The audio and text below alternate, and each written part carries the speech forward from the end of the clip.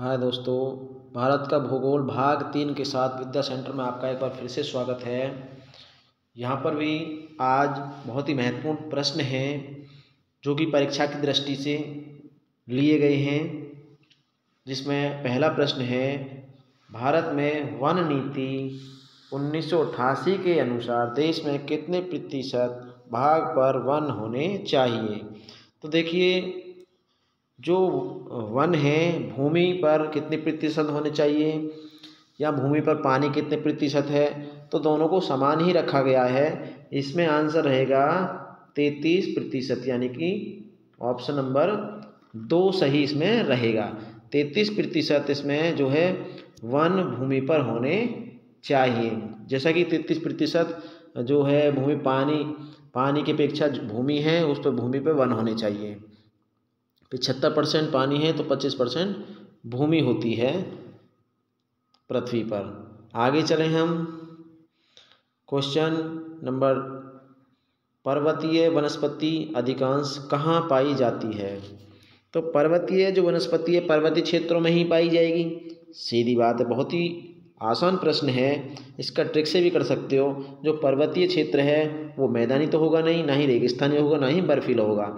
इसका मतलब हमारा आंसर जो पहला है नंबर 1 सही रहेगा। इसमें हिमालय क्षेत्र।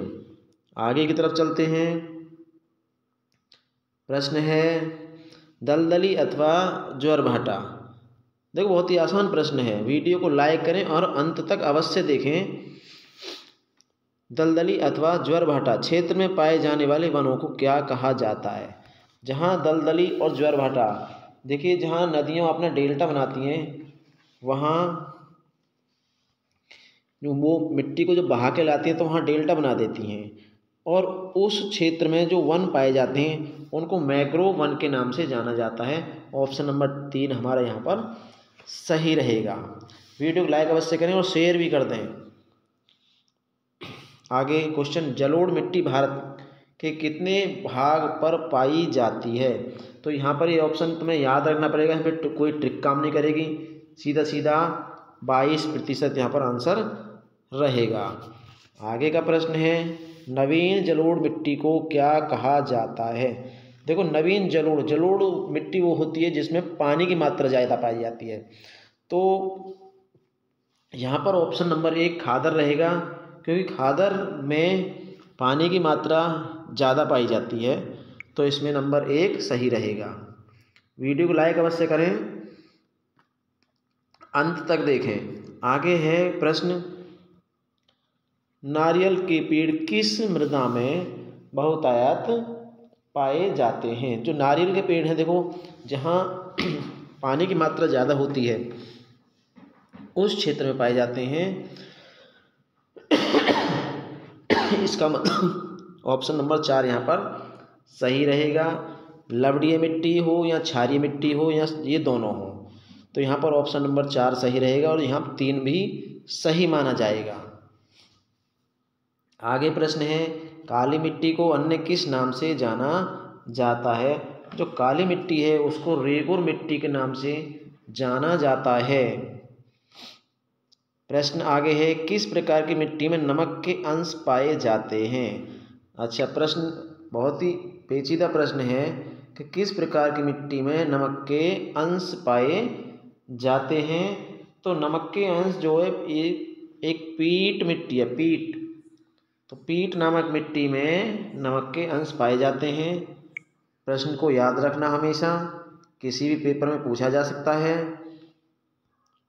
आगे प्रश्न है, कपास की खेती के लिए सर्वोत्तम मिट्टी कौन सी है। जो कपास है उसके लिए जो सर्वोत्तम मिट्टी है वो काली मिट्टी के नाम होती है। और काली मिट्टी को किस नाम से जाना जाता है। अभी पीछे प्रश्न आया है, काली मिट्टी को रेगुर मिट्टी के नाम से जाना जाता है। यहाँ पर ऑप्शन नंबर 4 सही रहेगा। आगे प्रश्न है, लाल मिट्टी का रंग लाल क्यों होता है। देखिए, लाल मिट्टी का रंग जो लाल होता है वो लौह अयस्क की मात्रा उस मिट्टी में ज़्यादा पाई जाती है, इसलिए उसका रंग लाल होता है। क्योंकि लोहे की जो जंग है वो लाल होती है, तो लौह अयस्क उसमें ज़्यादा पाया जाता है। क्योंकि मिट्टी में सभी अयस्क पाए जाते हैं, आगे प्रश्न है, रबी की फसल की बुवाई कब की जाती है? तो जो रबी की फसल है उसकी बुवाई अक्टूबर और नवंबर में की जाती है और इसकी कटाई जो हो जाती है मार्च और अप्रैल तक समाप्त हो जाती है। तो रबी की फसल के अंतर्गत आने वाली जो फसलें हैं, गेहूँ, जौ, चना, मटर, ये जो फसल हैं ये रबी की फसल में आती हैं। सरसों भी रबी की फसल में आती है, आपको याद रखना है ये। तो ये जो इसका जो आंसर रहेगा अक्टूबर और नवंबर रहेगा यहाँ पर। आगे है क्वेश्चन, गेहूं के उत्पादन में किस राज्य का प्रथम स्थान है? जो गेहूं का उत्पादन है वो उत्तर प्रदेश में सबसे अधिक होता है। इसका मतलब यहाँ पर ऑप्शन नंबर 3 सही रहेगा। आगे प्रश्न है, भारत में हरित क्रांति का श्रेय किसे माना जाता है? तो भारत में हरित क्रांति का श्रेय एम.एस. स्वामीनाथन को माना जाता है। आगे की तरफ चलते हैं। तो प्रश्न है, मूंगफली का सर्वाधिक उत्पादन किस राज्य में होता है? देखो, मूंगफली का जो सर्वाधिक उत्पादन है वो गुजरात में होता है। तो इसका मतलब ऑप्शन नंबर 2 यहाँ पर सही रहेगा। अब आगे प्रश्न है, फसल से ही संबंधित है। इसमें है, ऋतुओं के आधार पर फसलों को कितने वर्गों में बांटा गया है? जो फसल है, नाम सुना होगा, रबी, खरीफ और जायद। तो 3 प्रकार की ही फसलें हमारे भारत में बोई जाती हैं। तो इसका जो आंसर है 3 रहेगा। तो ऋतुओं के आधार पर 3 प्रकार की ही फसल बोई जाती हैं और उनको 3 ही वर्गों में बांटा गया है। आगे प्रश्न है, भारत में गन्ने का उत्पादन सर्वाधिक कहाँ होता है? तो देखिए, भारत में जो गन्ने का उत्पादन है वो उत्तर प्रदेश में सबसे अधिक होता है। इसका ऑप्शन ए यानी 1 यहाँ सही रहेगा। उत्तर प्रदेश में गेहूँ भी प्रथम स्थान पर है और गन्ना भी प्रथम स्थान पर है। आगे की तरफ चलते हैं। लिखा हुआ है, तंबाकू के उत्पादन में भारत का विश्व में कौन सा स्थान है? ये क्वेश्चन कई बार पूछा भी जा चुका है। तो तंबाकू के उत्पादन में भारत का 3य स्थान है और जो तंबाकू है वो मादक पदार्थों की श्रेणी में आता है। क्वेश्चन आगे की तरफ चलें। भारत में चाय का सर्वाधिक उत्पादन किस राज्य में होता है?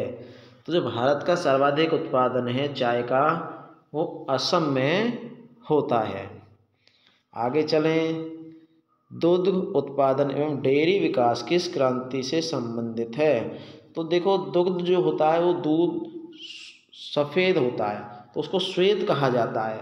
इसमें ऑप्शन नंबर 3 सही रहेगा, श्वेत क्रांति आएगा।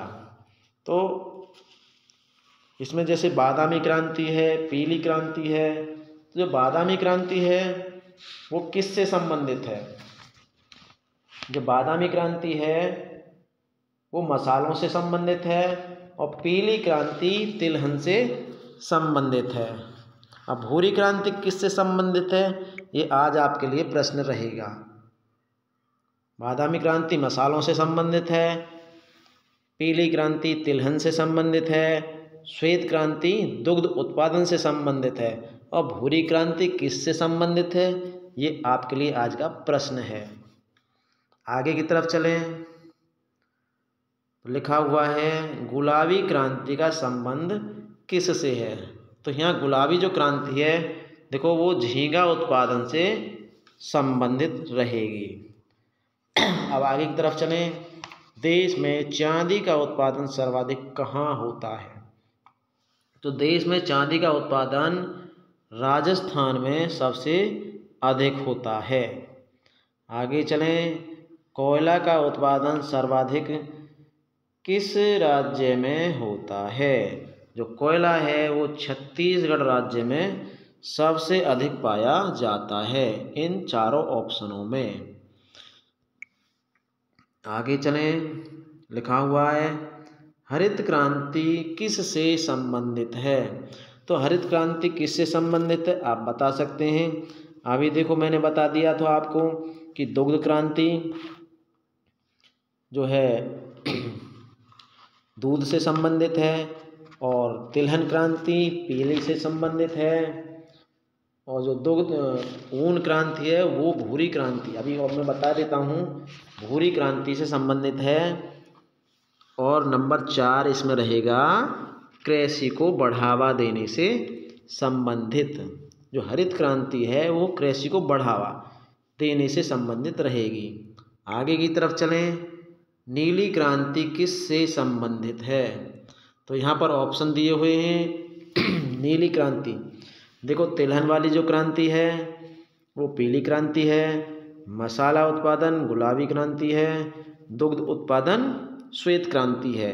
तो नंबर ऑप्शन 1 इसमें सही रहेगा। चारों क्रांतियों के बारे में बता दिया है, इसको याद रखना है हमेशा के लिए। वीडियो को बार बार देखना है, लाइक व शेयर अवश्य करना है। आगे की तरफ चलें, चावल उत्पादन किस फसल के अंतर्गत आता है। अब देखो, फसल भारत में 3 प्रकार की होती हैं, रबी, खरीफ और जायद। जो चावल है वो किस फसल के अंतर्गत आता है। तो जो चावल है वो खरीफ की फसल के अंतर्गत आता है, रबी की फसल के अंतर्गत नहीं आता। आगे का क्वेश्चन है, भारत में चावल उत्पादन सर्वाधिक किस राज्य में होता है। तो जो भारत में चावल का उत्पादन पश्चिम बंगाल में सबसे अधिक होता है। तो यहाँ पर ऑप्शन नंबर 3 सही रहेगा। और आज हम इस वीडियो को यहीं विराम देते हैं। वीडियो देखने के लिए धन्यवाद।